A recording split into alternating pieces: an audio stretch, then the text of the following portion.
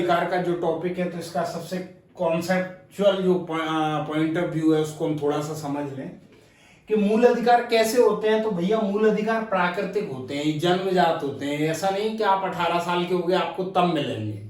तो सबसे पहला पॉइंट ये बढ़ता है कि मूल अधिकार कैसे होते हैं, प्राकृतिक होते हैं, जन्मजात होते हैं, नैसर्गिक होते हैं, नैसर्गिक होते हैं।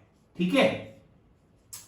मूल अधिकार क्यों दिए जाते हैं व्यक्ति को? मूल अधिकार हमेशा व्यक्ति को दिए जाते हैं। क्यों दिए जाते हैं? उसका सामाजिक विकास हो सके, उसका सांस्कृतिक विकास हो सके, उसका धार्मिक, राजनीतिक, इस तरीके का, या सीधे शब्दों में बोले व्यक्ति के सर्वांगीण विकास के लिए मूल अधिकारों को दिया जाता है। ठीक है। अब अगला, मूल अधिकार कब दिए जाते हैं? कब? ये कब यानी मूल अधिकार, ये कब मेरी लैंग्वेज है, हम इसको ऐसे समझेंगे कि मूल अधिकार की मांग कब उठेगी? साहब जब आप प्यार नहीं दोगे। आप किसी परिवार में रहते हो, अगर परिवार के किसी बच्चे को या उसके किसी नागरिक को प्यार नहीं दोगे तो वह अपने अधिकारों की मांग उठाने लगेगा कि साहब मुझे अलग करो, मेरे अधिकार दो। तो यहां पर सीधे मेरी लैंग्वेज है कि प्यार नहीं दोगे तो मांग उठेगी अधिकारों की कि हमें हमारे अधिकार दो। लोकतंत्र का महत्व ही तभी होता है जब अधिकारों का बना रहना। अगर आपके मूल अधिकार नहीं है तो आप ये कह सकते हो कि उस देश में लोकतंत्र नहीं है।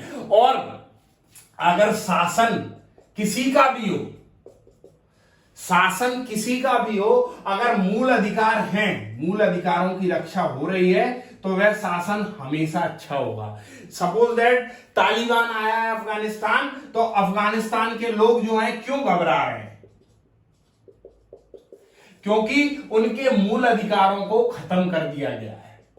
उनके मूल अधिकारों को खत्म कर दिया गया है। ठीक है। जब व्यक्ति को आप मूल अधिकार देते हो तो व्यक्ति क्या करता है? अपना सर्वांगीण विकास करता है, और अपना जब सर्वांगीण विकास करेगा तो वह समाज का भी विकास करेगा, और समाज का विकास करेगा तो उस समुदाय का, उस राज्य का, उस देश का विकास होता है। इसीलिए ये कहा जाता है कि जितने भी डेवलप कंट्री हैं, यूएसए या यूरोप की जो कंट्री हैं, उनमें मूल अधिकारों को सबसे अधिक महत्व दिया गया है। ठीक है। मूल अधिकारों को सबसे अधिक महत्व दिया गया है। तो भारतीय संदर्भ में भी हम मूल अधिकारों को समझेंगे क्रम अनुसार। चलिए शुरू करते हैं संविधान में वर्णित मूल अधिकार। देखिए, मूल अधिकार से सबसे अधिक क्वेश्चन आते हैं किसी भी परीक्षा में। तो इस टॉपिक को हम सबसे अच्छे से पढ़ेंगे और सबसे देर तक पढ़ेंगे। थोड़ा इसमें 1 या 2 वीडियो बनेंगी। तो हम देखते हैं कि मूल अधिकार। तो अब सबसे पहला शब्द आता है अधिकार। तो अधिकारों की मांग कब करी जाती है? जब उन्हें प्यार नहीं मिलता। सिंपल सा एक उसमें याद रखिए, जहां जहां उन्हें प्यार नहीं मिलेगा वहां वहां वो अधिकारों की बात करेंगे। चाहे वो आपका परिवार हो, आपका प्रेमी हो, आपका समुदाय हो, आपका राज्य हो, देश हो, अगर उनको आप प्यार नहीं दोगे तो वो अपने अधिकारों की मांग करना शुरू कर देंगे। तो ऐसे ही संविधान में जो मूल अधिकार दिए हैं, इससे सबसे पहला क्वेश्चन क्या बनता है कि मूल अधिकार संविधान के किस भाग में है? तो भैया भाग 3 में वर्णित है। फिर दूसरा क्वेश्चन बनता है कि मूल अधिकार किससे कितने अनुच्छेद तक हैं? तो भैया अनुच्छेद 12 से 35 तक है। अब यहां तक की बात समझ गए। अब ये 3 शब्द लिखे हैं साहब, मैग्ना कार्टा, फ्रांस और अमेरिका। अब ये क्यों लिखे हैं देखिए। सबसे पहला शब्द समझते हैं मैग्ना कार्टा। तो इंग्लैंड में 1210-1215 के बीच क्या था कि सामंत जो लोग थे, सामंतों में बटा था। इंग्लैंड सामंतों में बटा था, और सामंत लोग अपना राजस्व इकट्ठा करते थे और राजा को देते थे। तो भैया सामंत लोग जब राजा को राजस्व दे रहे हैं, ये राजा है और इसे ये सामंत राजस्व दे रहे हैं, पर राजस्व दे रहे हैं, मेहनत कर रहे हैं, पर सामंतों को अधिकार नहीं थे, उनकी कोई वैल्यू नहीं थी। कहने का मतलब ये सब राजा को समझते थे। तो सबसे पहले सामंतों ने इंग्लैंड में राजा के विरुद्ध स्टार्ट किया कि नहीं साहब, हम आपको राजस्व दे रहे हैं, आपकी इतनी इज्जत कर रहे हैं और हमारे लिए तो कोई अधिकार ही नहीं है। तो हुआ क्या, राजा ने एक पत्र लिया, श्वेत पत्र। ब्रिटेन में, यूके में श्वेत पत्र चलता है, और श्वेत पत्र में कुछ अधिकार लिख दिए। क्या किए? कुछ अधिकार लिख दिए। उसी को मैग्ना कार्टा कहा गया। उसी को क्या कहा गया? Magna carta. तो अगला क्वेश्चन ये बनता है कि भारतीय संविधान का मैग्ना कार्टा किसे कहते हैं? तो साहब मूल अधिकारों को कहते हैं। सबसे पहला क्वेश्चन तो मैग्ना कार्टा ये आप समझ गए। अब दूसरा शब्द लिखा है आप फ्रांस। तो देखिए फ्रांस की जो क्रांति हुई थी वो मुख्यतः स्वतंत्रता से ज्यादा समानता पर हुई थी, ठीक है। तो वहां के संविधान में भी सर्वप्रमुख मूल अधिकारों को ही लिखा गया था। क्या किया गया था? मूल अधिकारों को। तो अगला क्वेश्चन बनता है कि विश्व के किस देश ने सर्वप्रथम संविधान में मूल अधिकारों का वर्णन किया? तो फ्रांस ने, ठीक है। ये दूसरा क्वेश्चन फ्रांस खत्म करा। अब तीसरा शब्द लिखा है साहब, ये अमेरिका क्यों लिखा है आपने? तो अमेरिका इसलिए लिखा है कि भारतीय संविधान में जो मूल अधिकार हैं वो किस देश के संविधान से प्रभावित होकर लिए गए हैं? तो भैया हमने अमेरिका के संविधान से प्रभावित होते हुए अपनी परिस्थितियों में ढालते हुए मूल अधिकारों को भाग 3 में अनुच्छेद 12 से 35 में लिया है। तो ये तीनों क्वेश्चन आपके बन जाएंगे कि मैग्ना कार्टा आप समझ गए, ब्रिटेन भारत का मैग्ना कार्टा बोलते हैं। सबसे पहला लिखित वो सबसे पहला संविधान में मूल अधिकारों का वर्णन फ्रांस ने किया था, फ्रांस देश ने। और भारत में जो मूल अधिकार हैं वो किस देश से लिए गए? तो वो अमेरिका से लिए गए। किस देश से लिए गए? अमेरिका से। अब समझते हैं कि अगला क्वेश्चन क्या बनता है कि मूल अधिकार मूल संविधान में कितने थे? तो साफ 7 अधिकार थे। कितने अधिकार थे? 7 अधिकार। पहला अधिकार भैया समानता का अधिकार, फिर स्वतंत्रता का अधिकार, फिर शोषण के विरुद्ध अधिकार, फिर धार्मिक स्वतंत्रता का अधिकार, फिर शिक्षा संस्कृति से संबंधित अधिकार और फिर संवैधानिक उपचारों का अधिकार। ये तो 6 हुए। और इसके बीच में एक और था संपत्ति का अधिकार, आर्टिकल 31 संपत्ति का अधिकार। अब संपत्ति का अधिकार ये मूल संविधान में है। कितने अधिकार है मूल संविधान में? 7 अधिकार है। अब ये संपत्ति का अधिकार क्या किया? 44वें संविधान संशोधन 1978 द्वारा इसे हटा दिया गया। सबसे अधिक क्वेश्चन पूछा जाता है कि संविधान में संपत्ति का अधिकार किस संविधान संशोधन द्वारा हटाया गया? तो 44वें संविधान संशोधन 1978 द्वारा इसे हटा दिया गया। ये भैया संपत्ति का अधिकार जब हटाना था तो लिया क्यों था?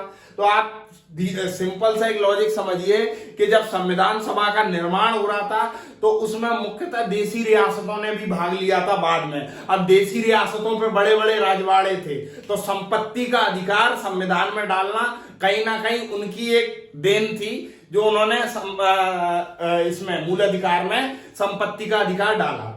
ठीक है। अब अगला क्वेश्चन ये बनता है कि वर्तमान में संविधान में कितने मूल अधिकार हैं? तो वर्तमान में संविधान में 6 मूल अधिकार हैं। समानता का अधिकार, स्वतंत्रता का अधिकार, शोषण के विरुद्ध अधिकार, धार्मिक स्वतंत्रता का अधिकार, संस्कृति व शिक्षा और संवैधानिक उपचारों का अधिकार। इनको हम बारी बारी से पढ़ेंगे।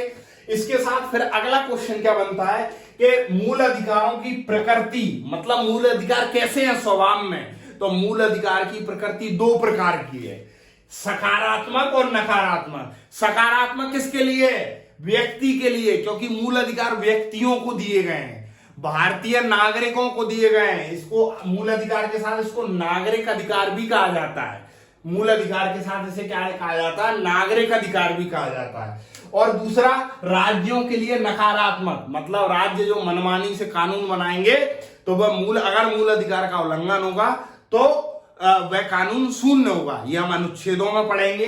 तो ये राज्यों के लिए नकारात्मक है। अब बात करते हैं कि भारत की। तो भारत में मूल अधिकार की सबसे पहली जो चर्चा हुई थी वो नेहरू रिपोर्ट ने स्वीकार किया था 1928 में। तो पहले क्वेश्चन बनता है कि भारत में मूल अधिकार की सबसे पहली बात 1928 में नेहरू रिपोर्ट में।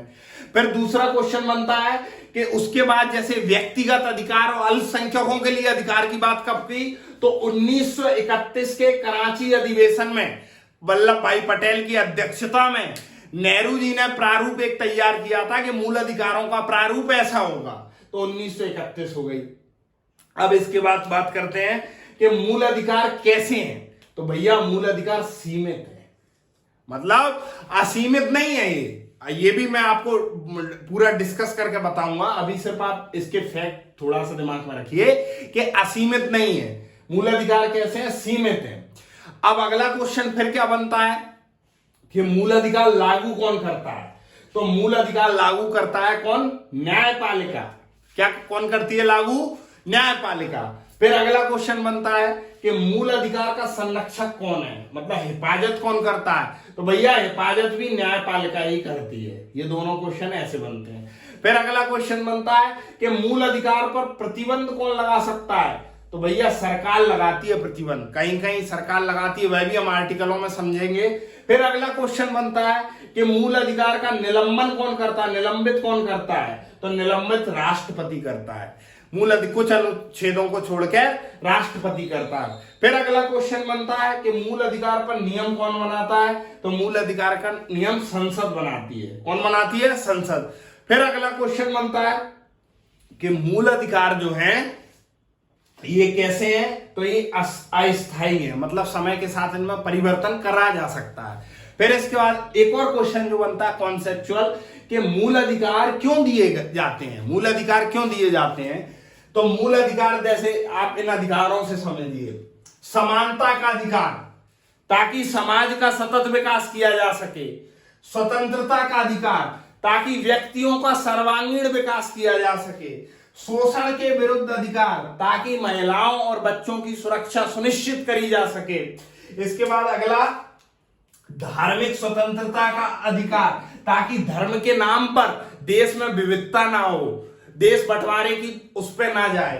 फिर संस्कृति व शिक्षा संबंधी अधिकार, हम अपनी पुरातन की जो संस्कृति है उसकी हिफाजत कर सकें। और अंत में संवैधानिक उपचारों का अधिकार, अगर इन अधिकारों का उल्लंघन होगा तो न्यायपालिका इसमें हस्तक्षेप करेगी। तो इसलिए ये मूल अधिकार दिए जाते हैं व्यक्ति के सामाजिक, सांस्कृतिक, आध्यात्मिक सर्वांगीण विकास के लिए। सर्वांगीण में ये सभी आ जाते हैं, सामाजिक, आध्यात्मिक, धार्मिक विकास के लिए मूल अधिकार दिए जाते हैं। एक और क्वेश्चन बना जाता है मूल अधिकार कब प्राप्त होते हैं? तो भैया मूल अधिकार जन्मजात प्राप्त होते हैं, जन्म से प्राप्त होते हैं। ठीक है, मूल अधिकार कब से प्राप्त होते हैं? जन्म से। फिर अगला क्वेश्चन बनता है क्या मूल अधिकारों को हम त्याग सकते हैं? तो नहीं त्याग सकते साहब, मूल अधिकार को आप नहीं त्याग सकते, मूल अधिकार को नहीं त्याग सकते। तो अब हम बात करते हैं, सबसे पहले अब हम बात करेंगे अनुच्छेद 12 से 35। तो अनुच्छेद 12 से 35 हम लिख के करेंगे क्योंकि ऐसे टाइम ज्यादा लगेगा। तो अब हम बात करेंगे अनुच्छेद 12 से 35 और ये 6 अधिकार, 7वां संपत्ति का अधिकार तो हटाकर आर्टिकल 300 काम है उसको रख दिया गया है। तो अब ये 6 अधिकारों के साथ हम चर्चा धीरे धीरे आगे बढ़ाएंगे।